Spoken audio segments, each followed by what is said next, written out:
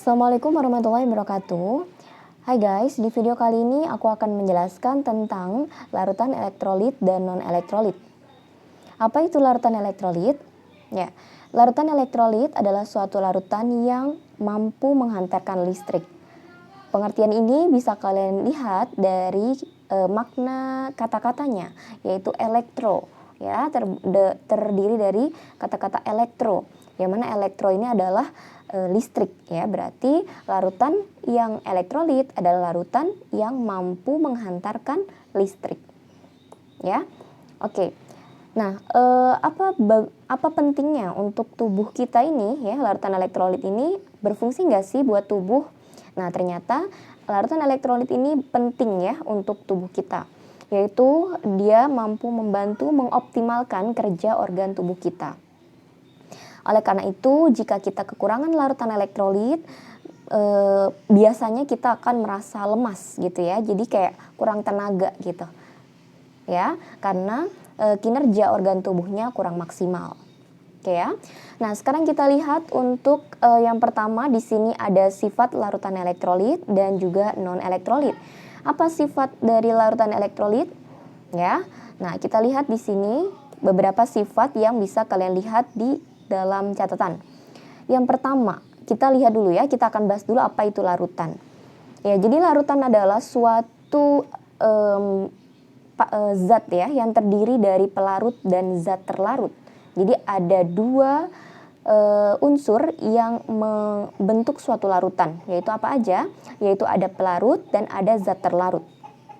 Oke, contohnya adalah larutan gula. Berarti larutan gula ini terdiri dari gula, ya, yang gula pasir misalnya yang kalian larutkan ke dalam air.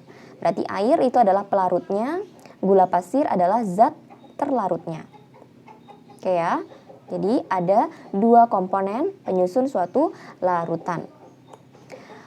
Oke, nah ternyata larutan elektrolit itu berarti suatu larutan yang mampu menghantarkan listrik, ya. Jadi larutan tadi, ya, berdasarkan daya hantar listriknya terbagi menjadi dua, yaitu ada yang bisa menghantarkan listrik, ada yang nggak bisa.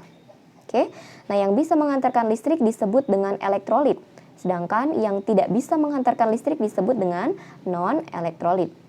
Oke, ya, kalau tadi yang aku contohkan larutan gula. Nah, kalau larutan gula ini kira-kira menurut kalian bisa nggak menghantarkan listrik?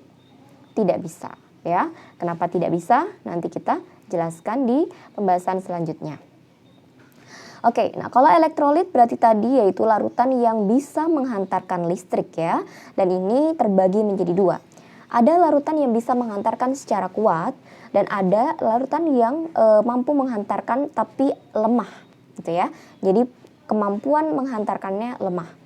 Oke, oleh karena itu larutan elektrolit terbagi menjadi dua, yaitu elektrolit yang kuat dan elektrolit yang lemah. Oke, selanjutnya kita lihat untuk identifikasi beberapa larutan elektrolit yang bisa kita lihat di catatan sini. Yang pertama adalah berdasarkan uji gelembung gas, itu elektrolit kuat itu memiliki gas yang cukup banyak, ya. Di sini nanti ketika kalian melakukan eksperimen atau percobaan atau praktikum, maka elektrolit kuat itu akan menghantarkan gelembung gas yang cukup banyak. Nah, sedangkan kalau elektrolit lemah dia memiliki gelembung gas, jadi ada gelembungnya, ya, cuman sedikit, ya. Jadi dia cuman sedikit doang. Lalu untuk yang non elektrolit dia tidak ada gelembung gas, ya. Artinya dia tidak menghantarkan listrik di sana, ya. Tidak ada listrik yang ada di sana. Oke.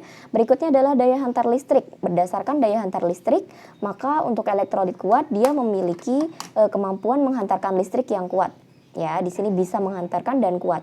Sedangkan kalau elektrolit lemah, dia bisa menghantarkan tapi lemah. Ya, jadi lemah itu kayak misalnya dia menghantarkannya, misalnya, ya, yang kuat menghantarkan cukup dalam waktu 1 detik misalnya. Nah, kalau yang lemah ya mungkin bisa 5 detik gitu baru bisa nyala lampunya, mungkin seperti itu. Ya, jadi dia elektrolit lemah bisa, ya, menghantarkan listrik cuman lemah gitu. Oke, kalau non elektrolit dia tidak bisa menghantarkan listrik. Berikutnya adalah uji nyala lampu. Nah, berdasarkan uji nyala lampu, elektrolit kuat dia menyala dengan terang ya. Jadi dia kalau elektrolit kuat itu lampunya akan terang, kalau lemah dia akan redup atau mati ya. Kalau non elektrolit dia akan mati. Jadi kalau lemah itu bisa redup ya. Jadi nyala tapi redup gitu nyalanya. Dan ada juga yang mati gitu ya, bisa jadi redup, bisa jadi mati. Tapi kalau non elektrolit itu benar-benar mati total ya. Oke. Nah, berikutnya adalah derajat ionisasi atau disimbolkan dengan alfa. Kalau derajat ionisasi yang kuat berarti dia alfanya 1 ya. Kalau yang lemah berarti dia 0 sampai 1. Jadi ini rentang antara 0 sampai 1 ya. Nah, sedang kayak misalnya 0,8 gitu ya, maka dia terkategori sebagai elektrolit lemah. Lalu kalau derajat ionisasinya 0, maka dia terkategori sebagai non elektrolit. Oke, selanjutnya adalah ikatan kimia yang terjadi, yaitu ada ikatan ionik dan kovalen polar untuk yang kuat. Oke, nah untuk yang lemah juga sama ya, ionik dan juga kovalen polar. Dan untuk yang untuk yang non elektrolit berarti dia bisa jadi kovalen polar, bisa jadi juga kovalen yang non polar. Oke, berikutnya adalah reaksi dengan air. Nah, kalau reaksi dengan air, di sini dia bisa mengalami disosiasi dan ionisasi sempurna.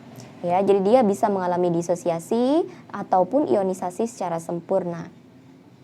Oke. Ya. Sedangkan kalau misalnya yang lemah, dia juga sama. Dia bisa jadi mengalami disosiasi dan ionisasi tapi secara sebagian. Jadi tidak secara sempurna ya, tapi hanya sebagian saja. Nah, kalau yang non elektrolit berarti dia tidak terionisasi. Oke ya. Ya. Nah, kita lihat nanti bedanya ya, apa yang dimaksud dengan disosiasi, apa yang dimaksud dengan ionisasi di pembahasan selanjutnya. Oke. Nah, kita lihat di sini guys, untuk contoh-contohnya, untuk yang elektrolit kuat di sini contohnya adalah ya, ada NaCl ya, ada NaCl di sini. Ada KCl, terus ada HCl, ada NaOH. Ya, nah di sini keduanya diklasifikasikan menjadi berdasarkan apanya? Berdasarkan ikatannya. Jadi contoh-contoh ini diklasifikasikan berdasarkan ikatannya. NaCl, KCl itu merupakan suatu garam, ya, garam. Nah, di mana garamnya ini larut dalam air, ya, garamnya larut dalam air sehingga dia memiliki ikatan ionik. Ingat ya, kalau garam biasanya ikatannya adalah ikatan ionik. Garam itu berarti biasanya ya guys. Ingat ya, garam itu tahu kan ya, kayak misalnya NaCl, KCl gitu. Yang kalau misalnya kalian ingat-ingat ini nggak ada H-nya. Ya, tidak ada H-nya. Tidak ada H atau OH. Ya, ingat kalau H ini biasanya kalau di kimia itu namanya asam. Kalau OH ini basa. Ya, jadi nggak ada H sama OH-nya, maka dia garam. NaCl, KCl, terus apa lagi? BaCl2, gitu-gitu ya. Oke. Nah, terus berikutnya, kovalen polar. Kalau kovalen polar, berarti contohnya adalah asam kuat dan basa kuat. Ya, ini HCl sama NaOH termasuk kovalen polar. Oke, gitu ya. Nah, ingat, yang kovalen itu biasanya yang bersifat asam atau basa. Ya, bersifat asam atau basa. Asam ditandai dengan apa tadi? H. Ya, ditulisnya di depan. Basa kuat ditandai dengan OH, ditulisnya di belakang. Ingat ya, kalau elektrolit kuat berarti dia contohnya adalah asam dan basa yang sifatnya kuat. Oke.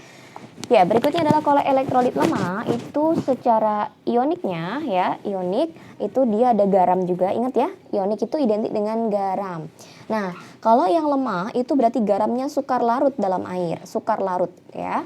Oke, sukar larut. Kalau yang tadi elektrolit kuat berarti mudah larut dalam air. Bisa ya? Nah, apakah garam yang sukar larut dalam air? Yaitu ada garam CaCO3. Oke, garam CaCO3. Dan garam-garam apa lagi Kak? Nah, ini biasanya dihafalkan ya. Garam-garam yang sukar larut dalam air itu dihafal. Nanti ada beberapa contohnya ya. Oke, sekarang berikutnya adalah kovalen polar. Kalau kovalen polar berarti asam dan basa. Ingat ya, kovalen itu berarti ikatan antara asam atau ikatan antara larutan basa. Oke, nah kalau yang tadi, kalau yang elektrolit kuat berarti asamnya kuat, basanya juga kuat ya. Kalau sekarang, kalau yang lemah berarti ya asamnya lemah, basanya juga lemah. Asam lemah, basa lemah harus dihafal ya Kak. Iya ya, asam lemah, basa lemah harus dihafal. Tapi biasanya asam lemah dan basa lemah itu cenderung jumlahnya lebih gede. Ya, maksudnya dia lebih banyak gitu guys. Sehingga kalian, kalau aku sarankan ya, kalian lebih baik ngafalin yang kuatnya saja. Jadi kalian hafalkan yang kuat, selebihnya pasti lemah gitu ya. Nah, asam lemah contohnya CH3COOH ya. Basa lemah contohnya MgOH 2 kali. Oke. Nah, Kak di sini kan ada OH-nya nih. Kok dia asam ya Kak? Nah, ingat ya guys, asam yang tadi kan aku bilang ya, asam itu biasanya hidrogennya di depan. Ya. Kalau kuat pasti di depan. Ingat ya, kalau kuat pasti di depan hidrogennya. Tapi kalau lemah bisa jadi di belakang, ya. Berarti itu adalah CH3COO ya, dan H. Gini. CH3COO- dan H+. Oke, jadi ingat, hidrogen meskipun dia letaknya di belakang tapi dia tetap dalam kategori asam. Ya, tapi asamnya asam lemah. Ya, tentunya ini tidak bisa sekali, 2 kali kalian kenal ya, harus kalian sering berinteraksi ya guys, harus sering baca. Oke. Nah, berikutnya adalah MgOH 2 kali. Nah, ini basa lemah. Oke, dia adalah basa lemah ya. Oke, berikutnya adalah nanti aku jelaskan ya siapa aja yang termasuk basa lemah. Yang kuat aja yang kita hafalkan, nanti yang enggak termasuk ke dalam kuat berarti dia terkategori yang lemah gitu loh ya. Oke, berikutnya kalau misalnya yang non elektrolit itu berarti contohnya adalah senyawa-senyawa organik ya, seperti urea, glukosa.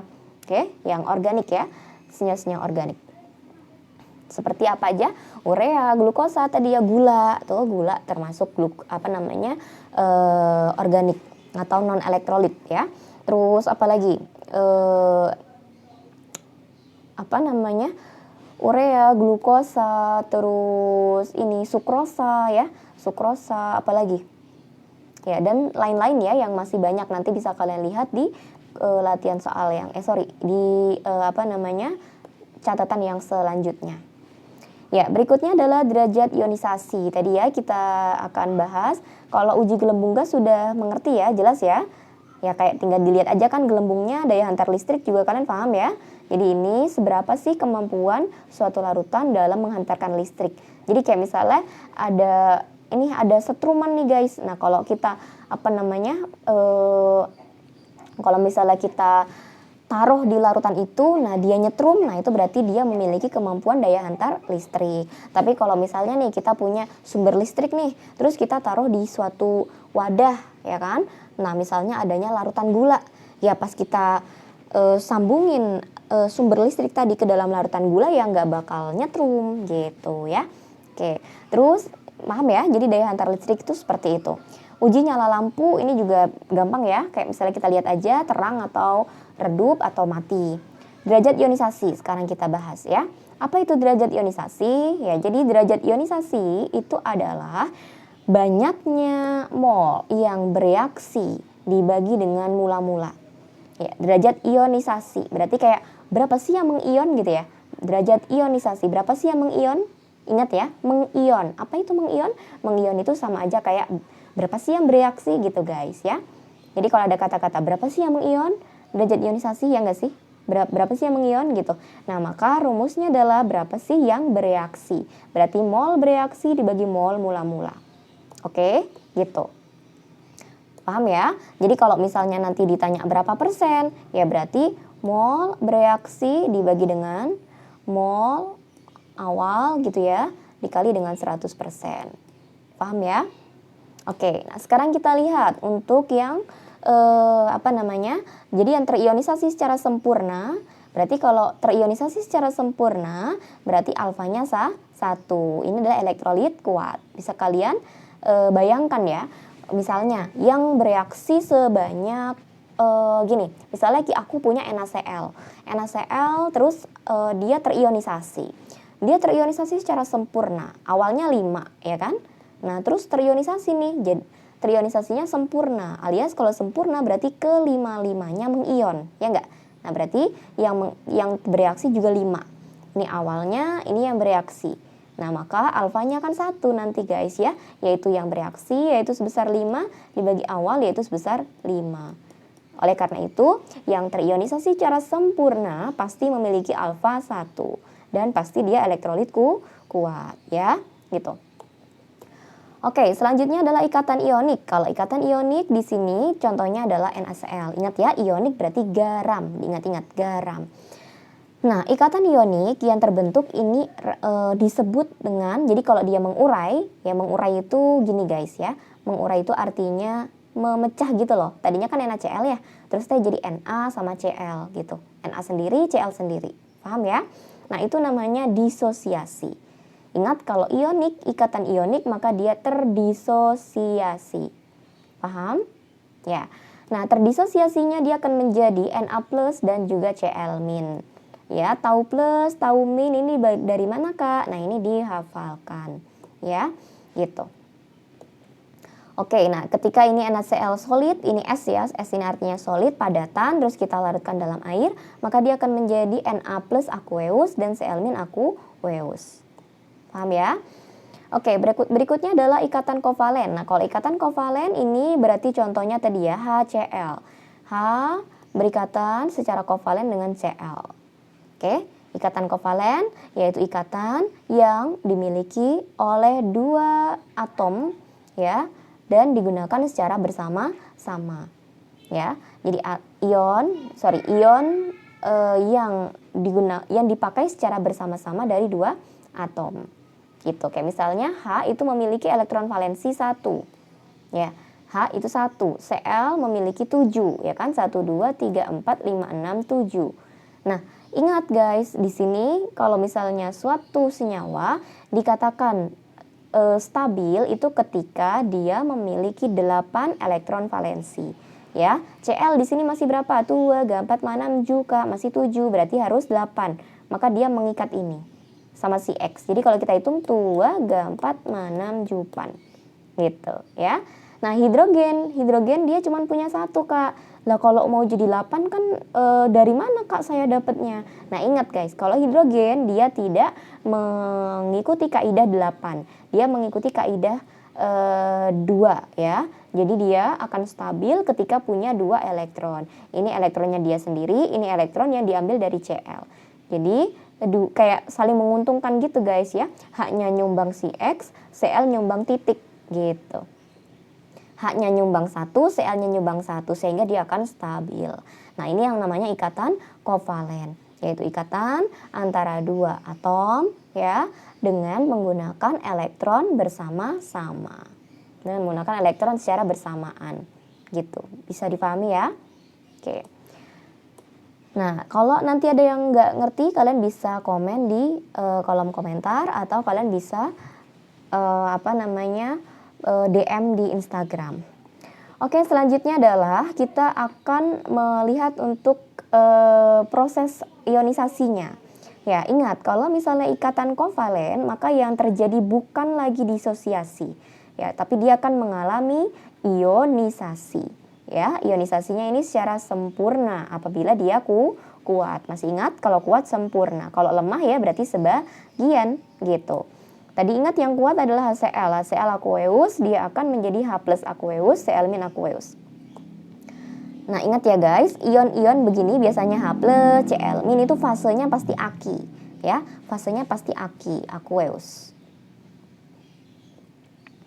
Gitu. Oke, nah kalau misalnya CH3COH ini juga sama, dia memiliki ikatan kovalen ya, oksigen dan hidrogen saling memakai elektron barengan gitu, memakai elektron yang H dibantu si O, yang O juga dibantu sama si H. Sama persis ya ceritanya sama HCl tadi, persis ya. Oke. Nah berikutnya ketika dia terlarutkan, ketika dia dilarutkan, maka dia akan terionisasi tapi hanya sebagian saja. Dia mengion tapi sebagian saja ya, menjadi H plus aqueous CH3COO min aqueous. Nah, ingat guys, apakah bedanya ionisasi sempurna sama ionisasi sebagian? Nah, perbedaannya adalah kalau ionisasi sempurna maka dia akan memiliki satu panah yang full gitu.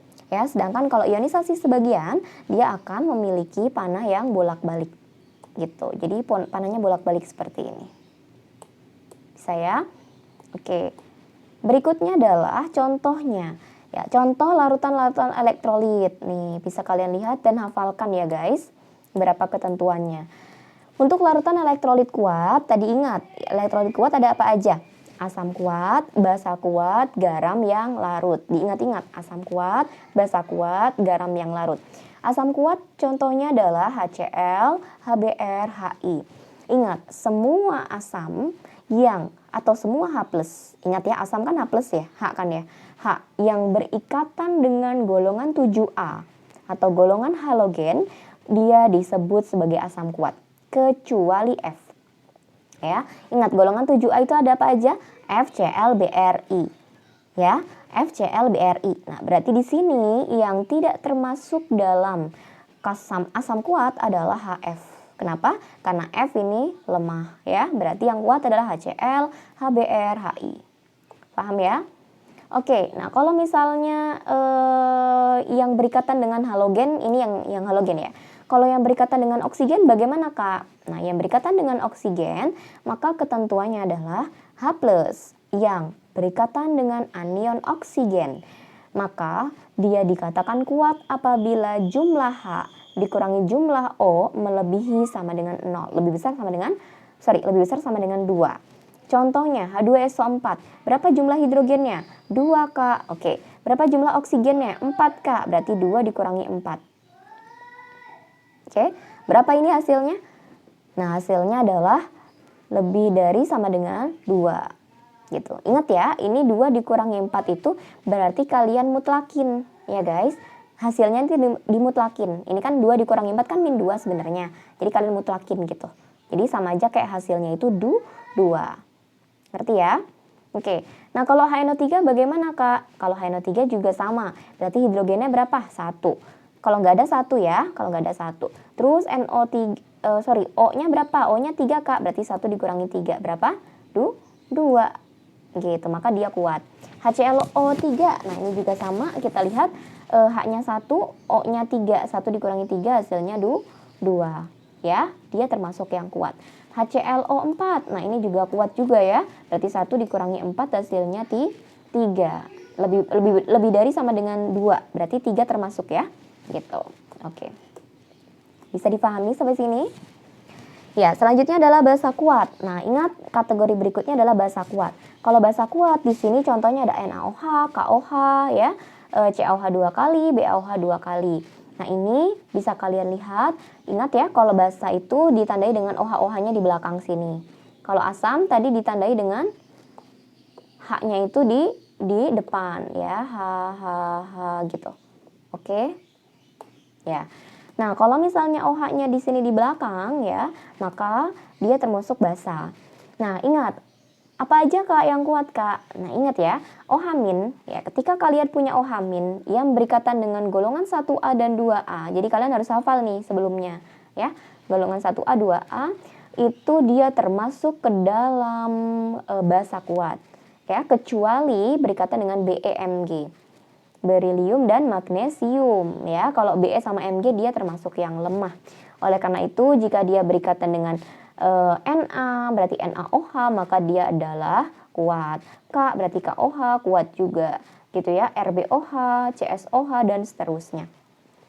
Nah, cuman kalau yang golongan 2A itu tidak semuanya kuat ya. Kalau 1A semuanya kuat. Ya. Tapi kalau 2A ada yang lemah nih guys. Nah, yang lemah sih yang mana Kak? Yang lemah adalah yang Be dan yang Mg. Ya, berarti Be sama Mg tidak masuk dalam kategori basa lemah. Tidak termasuk dalam kategori basa kuat. Oke ya? Ya. Berikutnya adalah garam yang larut dalam air. Ingat, yang ketiga adalah kategori garam. Tapi garamnya itu harus yang larut guys. Apa aja garam yang larut dalam air? Yaitu ada NaCl, ada K2SO4, ada CaCl2, ada AlCl3 dan seterusnya. Tentunya ini juga dihafal ya. Nah, sebenarnya garam-garam yang larut dalam air itu bisa kalian lihat di tabel kelarutan garam. Oke, tabel kelarutan garam. Oke ya, nah tabel kelarutan garam ini bisa nanti akan aku share ya. Insya Allah akan di-share di ke tabel kelarutan garam ini akan aku share ke kalian bagi yang mau saja ya, bagi yang minta akan aku share. Oke, selanjutnya adalah larutan elektrolit lemah. Nah, untuk larutan elektrolit lemah ini contohnya tadi ada asam lemah, basa lemah, dan garam. Ingat ada 3 ya, asam tapi yang lemah, basa tapi yang lemah, garam yang sukar larut. Nah, asam lemah itu ada apa aja? Yaitu ada HNO2, nih ya, yaitu H yang berikatan dengan oksigen, tapi kalau di total dia hasilnya tidak lebih dari sama dengan 2. Jadi nggak segini gitu guys, ya. Maka kalau kita lihat di sini H-nya 1, oksigennya 2, hasilnya 1. 1 termasuk kuat tidak? Tidak ya, sesuai kaidah yang tadi ya. Masih ingat ya? Sesuai kaidah yang ini tadi. Oke, gitu guys. Nah, selanjutnya kita lihat ya, untuk yang H3PO3 ini juga sama. Kalau di total jadi 0. Ini 3 dikurangi 4 jadi 1, 2 dikurangi 3 jadi 1, 1 dikurangi 1, 0, 2 dikurangi 3, 1, 1 dikurangi 1, 0.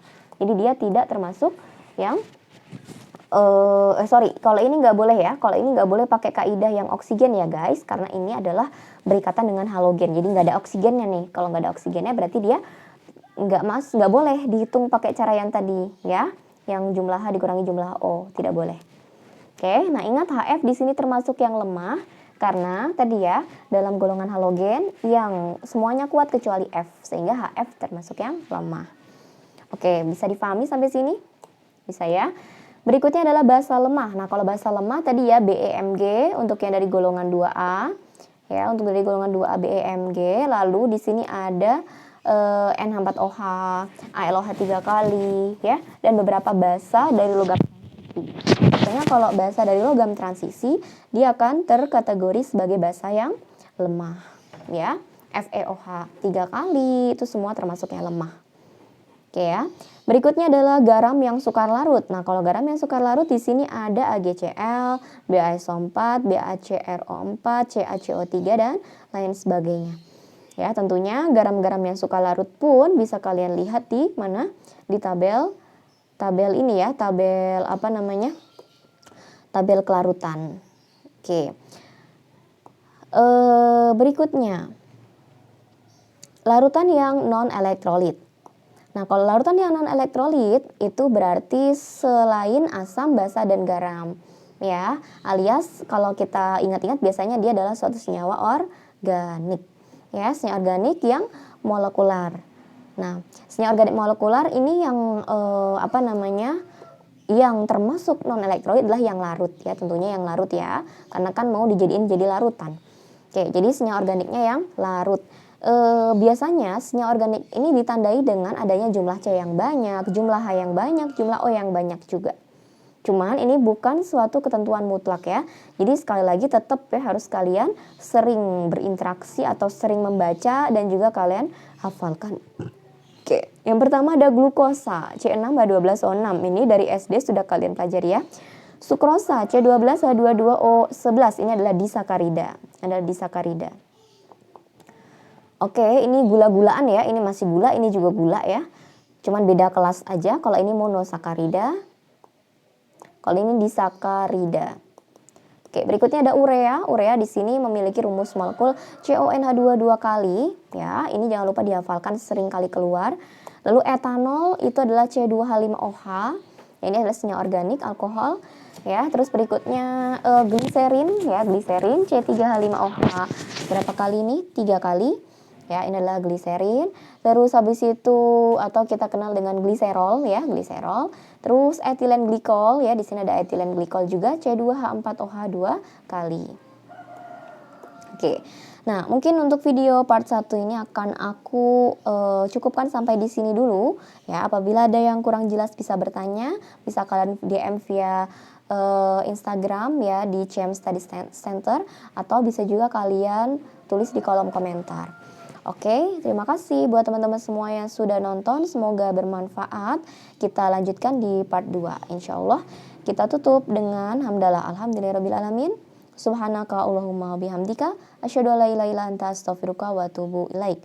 Wassalamualaikum warahmatullahi wabarakatuh.